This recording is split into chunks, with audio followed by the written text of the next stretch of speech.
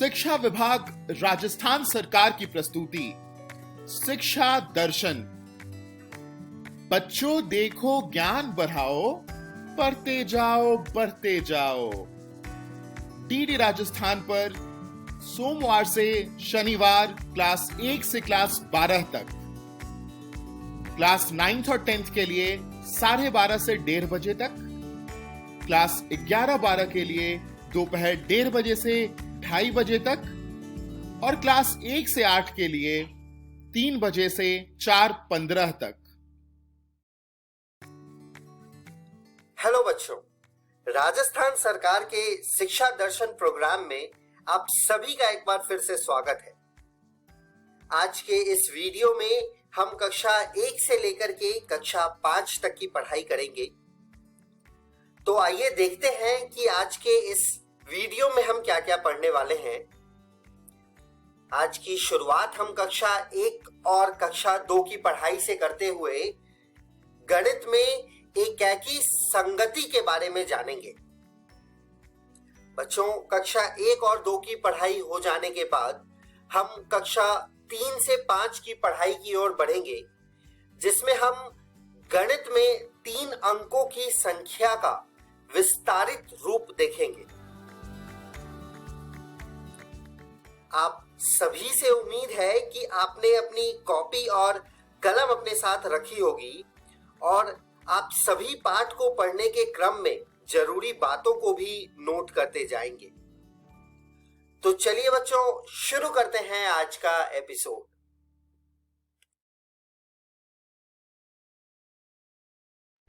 एकाकी संगति यानी 1-to-1 कॉरेस्पॉन्डेंस से परिचय।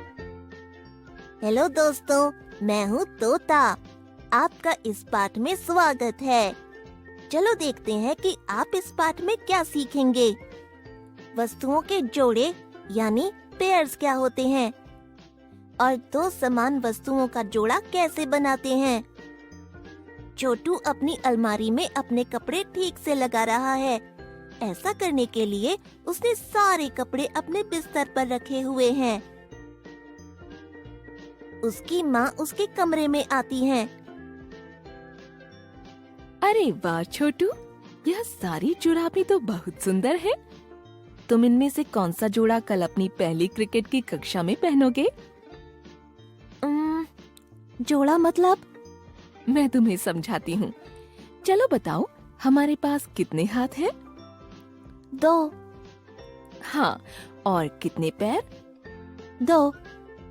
बिल्कुल सही छोटू, यानी हमारे पास 2 हाथों का एक जोड़ा है और इसी तरह हमारे पास 2 पैरों का भी एक जोड़ा है।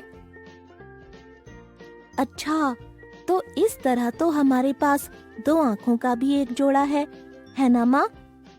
हाँ बिल्कुल बेटा, तुमने सही समझा। पर माँ, जुराबों के जोड़े का क्या मतलब हुआ? हमारे पास 2 पैर हैं और हम हर एक पैर पर एक जुराब पहनते हैं। दोनों पैरों पर हम एक जैसी जुराबें पहनते हैं, जैसे कि यह दोनों सितारों वाली जुराबें है ना? हाँ, क्योंकि हम इन दोनों सितारों वाली जुराबों को एक एक पैर में एक साथ पहनते हैं, इसलिए यह इन 2 जुराबों का एक जोड़ा है। इसका मतलब यह है कि 2 समान वस्तुओं के समूह को जोड़ा कहते हैं। ओह अच्छा। क्या तुम मुझे जोड़े का कोई और उदाहरण बता सकते हो? आपके 2 कान के झुमके? हाँ छोटू, तुम बिल्कुल सही हो।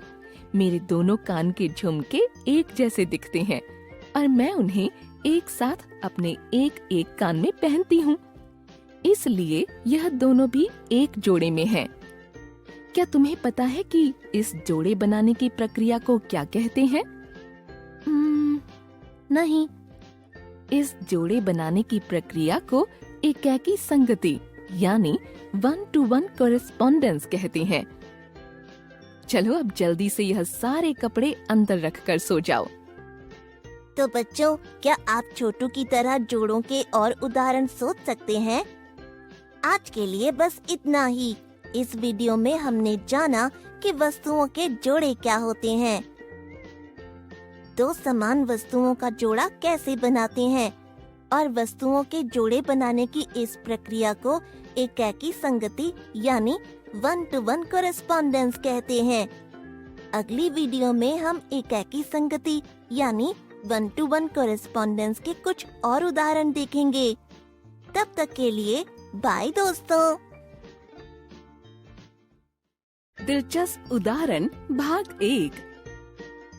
तो बच्चों, पिछली वीडियो में आपने जाना कि वस्तुओं के जोड़े क्या होते हैं, दो समान वस्तुओं का जोड़ा कैसे बनाते हैं और वस्तुओं के जोड़े बनाने की इस प्रक्रिया को एकाकी संगति यानी 1-to-1 कोरेस्पोंडेंस कहते हैं। इस वीडियो में हम एकाकी संगति यानी 1-to-1 कोरेस्पोंडेंस के कुछ और उदाहरण देखेंगे, जिनमें हम एक ही कार्य में इस्तेमाल होने वाली दो वस्तुओं के जोड़े बनाएंगे। आज छोटू की क्रिकेट की पहली कक्षा है। उसे अपना बल्ला और अपनी गेंद नहीं मिल रहे। वह अपनी माँ से मदद मांगता है। माँ, क्या आपको पता है कि मेरा बल्ला और मेरी गेंद कहाँ रखे हैं? हाँ छोटू, उस कुर्सी पर रखे हैं। जल्दी जल्दी में तुम भूल गए कि तुमने इन्हें कल इस कुर्सी पर रखा था। ओह हाँ, धन्यवाद माँ। तुम्हारी यह सितारों वाली जुराबों का जोड़ा तो बहुत अच्छा लग रहा है। धन्यवाद माँ। क्या तुम्हें पता है कि जैसे यह जुराबें एक जोड़े में हैं, वैसे ही तुम्हारा बल्ला और गेंद भी एक जोड़े में है। पर कैसे माँ?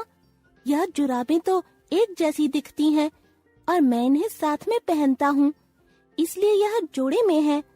यह बल्ला और गेंद कैसे जोड़े में है? मैं तुम्हें समझाती हूँ बेटा। तुम बल्ले और गेंद को क्रिकेट खेलते समय साथ में इस्तेमाल करते हो, है ना? हाँ माँ। यानी दो वस्तु जो साथ में किसी कार्य में इस्तेमाल होती हैं, वह भी एक जोड़े में कहलाई जा सकती हैं। ओह अच्छा, आप मुझे ऐसे जोड़ों के और उदाहरण बता सकती हो? हाँ क्यों नहीं बेटा। उस मेज पर रखे कागज और कलम को देखो। इन दोनों वस्तुओं को हम लिखते हुए इस्तेमाल करते हैं। यानी कलम और कागज भी एक जोड़े में है? हाँ छोटू, तुम बिल्कुल सही हो। अब क्या तुम मुझे ऐसे और जोड़ों के उदाहरण बता सकती हो? पैंट और शर्ट? हाँ छोटू, पैंट और शर्ट का भी एक जोड़ा होता है। पर क्या तुम मुझे बता सकते हो कि यह दोनों एक जोड़े में कैसे होते हैं? हाँ, हम पैंट और शर्ट को साथ में पहनते हैं, इसलिए यह दोनों एक जोड़े में है ना माँ? हाँ छोटू, बहुत अच्छे। चलो अब जल्दी से अपनी कक्षा के लिए चलो, वरना तुम्हें देर हो जाएगी। बच्चों, क्या आप भी अपने आसपास ऐसे जोड़ों को पहचान सकते हो? बस आज के लिए इतना ही। इस वीडियो में हमने जाना कि हम एक ही कार्य में इस्तेमाल होने वाली दो वस्तुओं के जोड़े कैसे बनाते हैं। अगली वीडियो में हम एक और दिलचस्प उदाहरण देखेंगे। तब तक के लिए बाय दोस्तों। दिलचस्प उदाहरण भाग 2। तो बच्चों, पिछली वीडियो में आपने कुछ उदाहरण देखे, जिनमें आपने एक कार्य में इस्तेमाल होने वाली दो वस्तुओं के जोड़े बनाए। इस वीडियो में हम एकाकी संगति यानी 1-to-1 कोरेस्पोंडेंस का एक और दिलचस्प उदाहरण देखेंगे। आज छोटू का जन्मदिन है और उसके दोस्त एक एक करके आना शुरू हो जाते हैं। छोटू की माँ छोटू के जन्मदिन का केक लाती हैं। फिर छोटू अपना केक काटता है। चलो अब मैं सब बच्चों के लिए केक का एक एक टुकड़ा काट देती हूँ। अरे पर मुझे तो पता ही नहीं कि कितने लोगों के लिए केक के टुकड़े काटने हैं। माँ, आप सारे केक को टुकड़ों में काटकर एक एक करके हम सबको एक टुकड़ा दे दो। अरे हाँ छोटू, यह तो बहुत ही आसान है। यह टुकड़ा आरती के लिए, यह वाला सोनू के लिए, यह वाला नेहा के लिए और यह वाला छोटू के लिए। ये हम सबको केक का एक टुकड़ा मिल गया है। हाँ छोटू, हालांकि कितने बच्चों को केक के टुकड़े देने हैं मुझे यह नहीं पता था, पर तुम्हारे विचार के अनुसार मैंने एक बच्चे और एक केक के टुकड़े का एक जोड़ा बनाकर हर एक बच्चे को एक टुकड़ा दिया और इस तरह सब बच्चों को एक केक का टुकड़ा मिल गया। इसी तरह जब हमें किसी भी दो वस्तुओं की संख्या ना पता हो और हमें यह जानना हो कि उन दोनों की संख्या समान है या नहीं, तब हम उन दोनों वस्तुओं का जोड़ा बनाकर यह जान सकते हैं। वह तो ठीक है माँ, पर अब जो केक के टुकड़े बच गए हैं उनका क्या? किसी भी बच्चे को एक और टुकड़ा चाहिए। सारे बच्चे अपना हाथ उठाते हैं। सबको एक और टुकड़ा चाहिए। यह आरती के लिए, यह सोनू के लिए।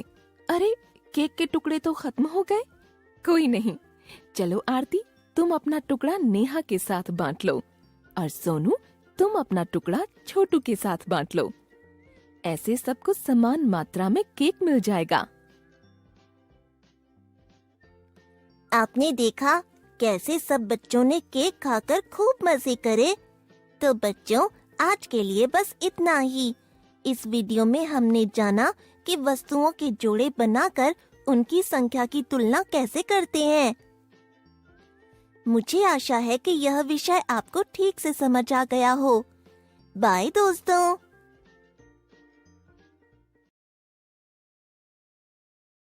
हेलो बच्चों, आज हम बड़बोले चाचा की दिलचस्प कहानियों को सुनेंगे और 3 अंकों की संख्या के विस्तारित रूप के बारे में जानेंगे। अरे वाह, चंदा और गोलू पांडा भी चाचा के घर हमारे साथ कहानियां सुनने आए हैं। पहली कहानी का नाम है बांसुरी वाला। बहुत समय पहले जब शेर खान के परदादा राजा थे, अचानक उनके राज्य में बहुत सारे चूहे आ गए थे। चूहों ने पूरे राज्य में दहशत मचा रखी थी। वे गांव के घरों में जाके चुपके से सारा खाना खा जाते थे। राजा ने गांव में घोषणा कर दी, जो भी इन चूहों को गांव से बाहर निकालने में कामयाब होगा उसे इनाम दिया जाएगा। सबसे पहले गोलू के परदादा ने कोशिश की। उन्होंने लड्डू से एक कमरा भर दिया और दरवाजा खुला छोड़ दिया। उन्होंने सोचा कि चूहे रात में कमरे में आएंगे और वे उन्हें तुरंत बंद कर देंगे। जैसा उन्होंने सोचा था वैसा ही हुआ। चूहे कमरे में आए और उन्होंने कमरा बंद कर दिया। अगली सुबह जब चूहे बेहोश थे तो उन्हें गिना गया तो पता चला कि कुल 78 चूहे पकड़े गए थे। बच्चों, क्या आपको याद है हमने कक्षा 2 में 2 अंकों की संख्या को लिखना सीखा था? आइए देखते हैं कि हम 78 की संख्या को कैसे लिख सकते हैं। हम 78 को इस तरह से 2 भागों में विस्तार करके लिख सकते हैं। 70 और 8 जोड़ें। बहुत से अन्य लोगों ने गोलू पांडा के परदादा के बाद चूहों को पकड़ने की कोशिश की। उनके द्वारा पकड़े गए चूहों की संख्या इस तालिका में लिखी गई है। क्या आप 2 अंकों की संख्या को विस्तार करके लिखने की विधि का उपयोग करके रिक्त स्थान भर सकते हैं?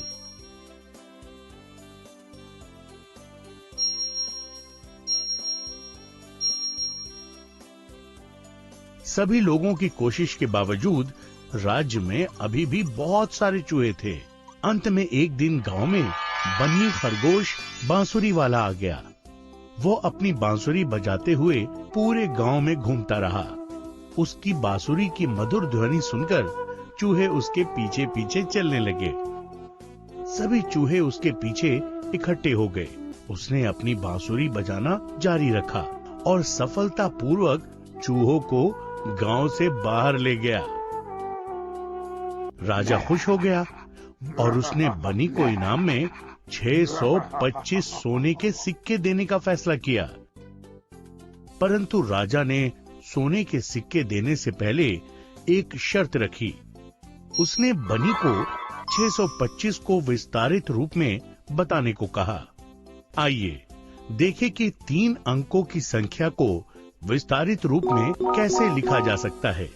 चलिए हम 625 लिखने के लिए 600 से शुरू करते हैं। क्या आप बता सकते हैं कि 600 में 1 जोड़ने पे हमें क्या मिलेगा? जी हाँ, आपने सही पहचाना, हमें 601 मिलेगा। ऐसे ही 600 में 2 जोड़कर हमें 602, 3 जोड़कर 603। ठीक उसी तरह अगर हम 600 में 25 जोड़ेंगे तो हमें 625 मिल जाएगी।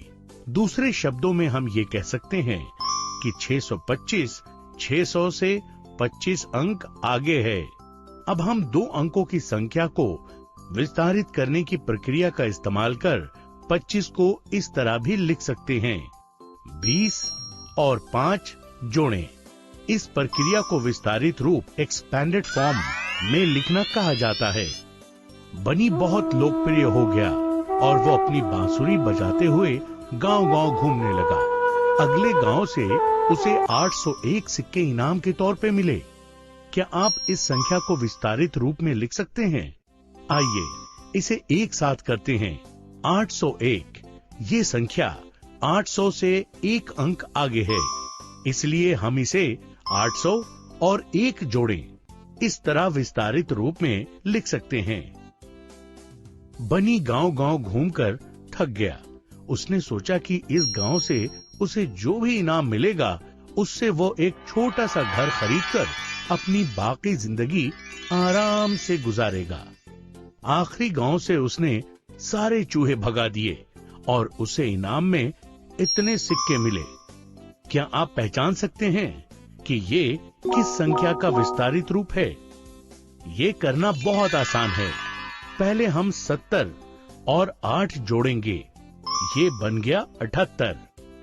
हम जानते हैं कि 400 से 78 आगे की संख्या 478 होती है। इस तरह हम संख्या को उसके विस्तारित रूप से पहचान सकते हैं। बनी ने अपना एक छोटा सा घर खरीदा और उसमें खुशी-खुशी रहने लगा। बच्चों, इस पाठ में हमने 3 अंकों की संख्या को विस्तारित रूप में लिखना सीखा और अगले वीडियो में हम हेलो बच्चों, क्या आपको बड़बोले चाचा की कहानी पसंद आ रही है?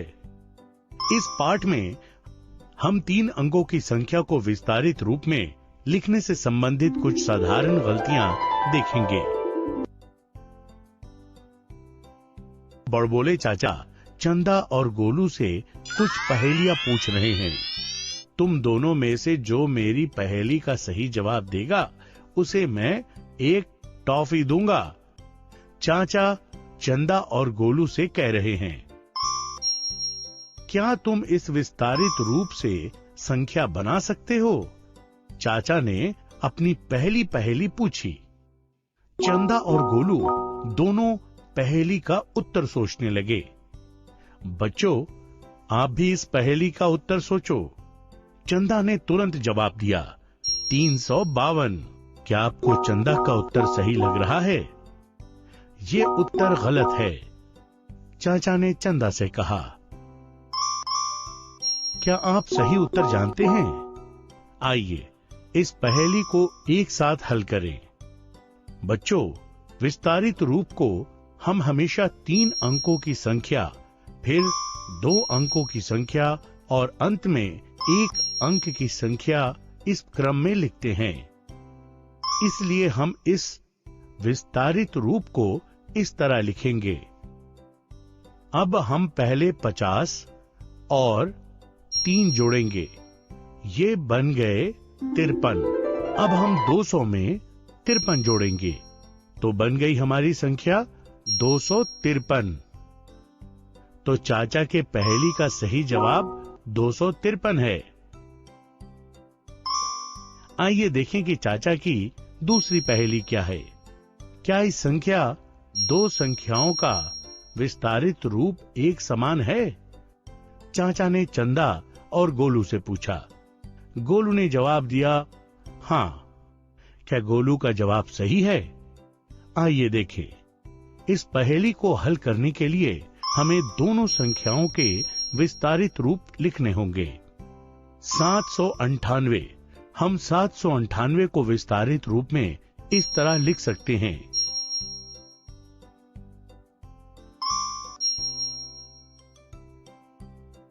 और 897 को विस्तारित रूप में इस तरह लिखा जा सकता है।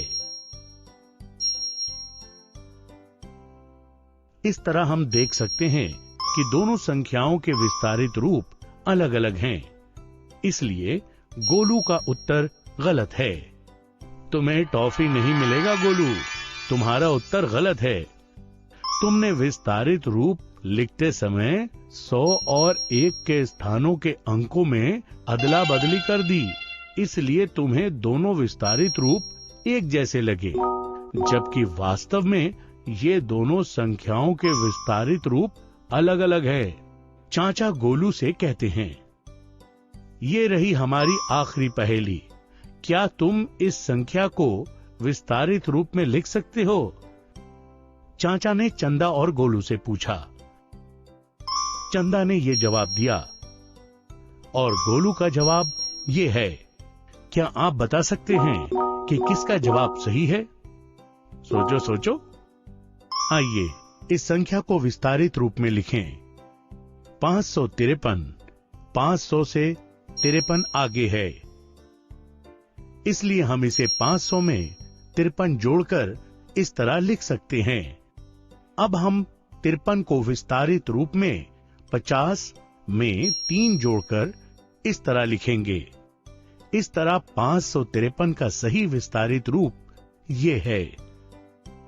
चंदा ने संख्या को विस्तारित रूप में लिखते समय केवल तीनों अंकों को जोड़ दिया, जो कि कुल 13 बनता है, ना कि 553, जो गलत है।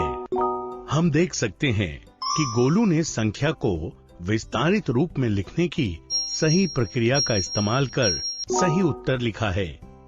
शाबाश गोलू, तुम्हारा उत्तर सही है। ये रही तुम्हारी टॉफी। चाचा ने गोलू से कहा और उसे एक टॉफी दे दी। गोलू ने टॉफी का आधा हिस्सा चंदा को दे दिया। चंदा और गोलू ने टॉफी खा ली। अब वे दोनों अपने घर चले। बच्चों, इस पाठ में हमने 3 अंकों की संख्या को विस्तारित रूप में लिखने से संबंधित कुछ साधारण गलतियां देखी। उम्मीद है कि आप वो गलतियां नहीं दोहराएंगे। अलग अलग संख्याओं के दिलचस्प रूप देखेंगे। हेलो बच्चों, पिछले पाठ में हमने बांसुरी वाले की कहानी के जरिए 3 अंकों की संख्या को विस्तारित रूप में लिखना सीखा। आज हम बड़बोले चाचा की एक और दिलचस्प कहानी के द्वारा 3 अंकों वाली संख्या के संख्या नाम से उसके विस्तारित रूप को लिखना सीखेंगे। लेकिन कहानी सुनने से पहले बड़बोले चाचा की एक शर्त है। पहले हमें ये तालिका पूरी करनी होगी, तभी चाचा हमें अगली कहानी सुनाएंगे। तो आओ बच्चों, मेरे साथ ये तालिका भरो।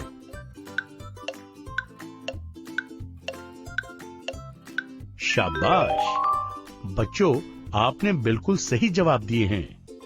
अगली कहानी का नाम है एकता में बल।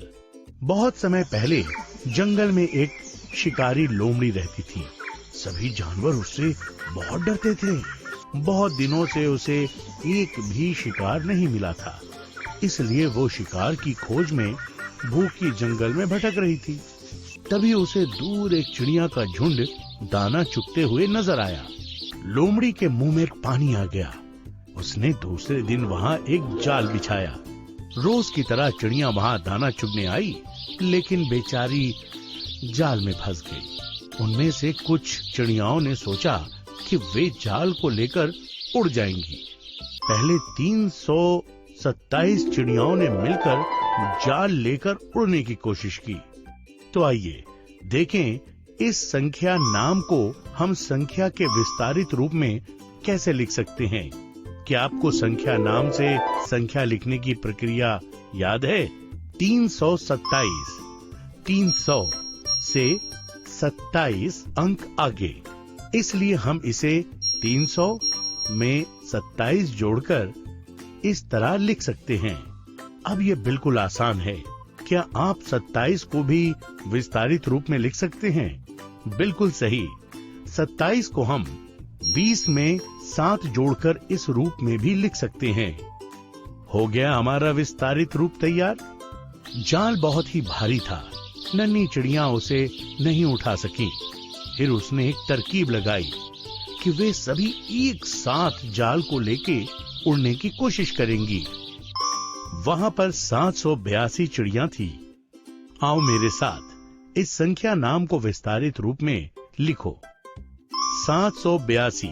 700 से 82 अंक आगे है, इसलिए हम इसे 700 में 82 जोड़कर इस तरह लिख सकते हैं। 82 को हम 80 में 2 जोड़कर इस रूप में भी लिख सकते हैं। अरे वाह बच्चों, आप तो बहुत होशियार हो। ये बिल्कुल सही है। चिड़ियों की तरकीब कामयाब हुई।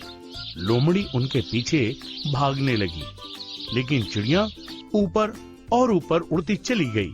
चिड़िया लोमड़ी से तो बच निकली, लेकिन उनके पैर अभी भी जाल में फंसे थे।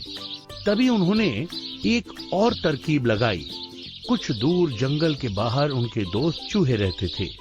वे उड़कर चूहों की बस्ती में पहुंच गई। चिड़ियों को जाल में फंसा देख चूहे दौड़े चले आए।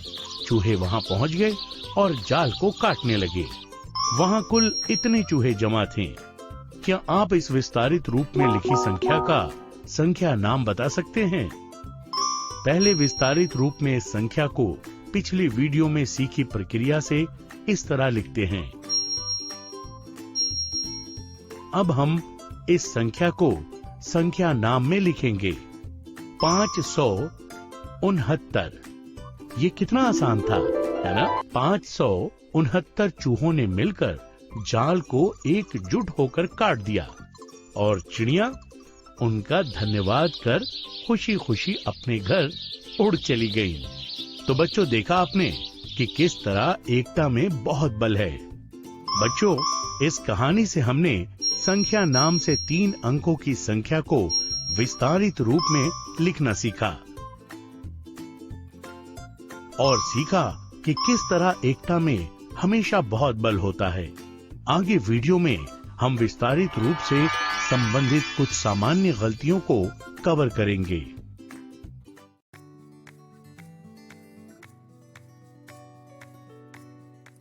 बच्चों, आशा है कि आप सबको आज का पाठ पढ़ के बहुत मजा आया होगा।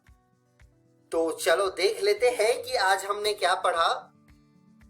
आज हमने कक्षा 1 और 2 में गणित के एकाकी संगति के बारे में पढ़ा और कक्षा 3 से 5 में गणित में 3 अंकों की संख्याओं का विस्तारित रूप देखा।